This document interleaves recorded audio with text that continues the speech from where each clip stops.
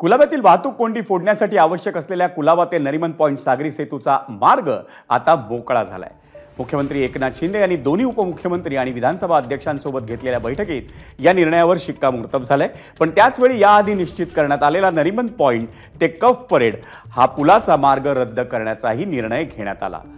कोळी बांधवांना बोटी समुद्रात नेण्यासाठी त्रास होऊ नये म्हणून हा निर्णय घेण्यात आलाय। या निर्णयानुसार आधी समुद्रातून जाणारा पूल आता किनाऱ्यावरून जाणार आहे। नरिमन पॉइंट येथील एनसीपी एक किनाऱ्याला लागून बधवार पार्क मार्गे हा रस्ता तयार करण्यात येईल। या रस्त्याला लागून मत्स्यालय विकसित करण्यात येईल, त्यामुळे पर्यटनासाठी चालना मिळेल आणि मुंबईकरांसाठी मनोरंजनाची नवी संधीही निर्माण होईल।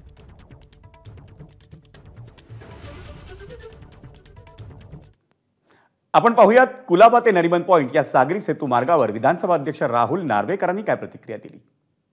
कुलाबा कफ परेड ते नरिमन पॉइंट कनेक्टर प्रस्तावित होता, परंतु ह्या कनेक्टर ब्रिजमुळे मच्छीमारांचं मोठ्या प्रमाणात नुकसान होणार होतं आणि म्हणून या कुलाबा परिसरातल्या कफ परेड परिसरातल्या मच्छीमारांनी ह्याचा विरोध केलेला।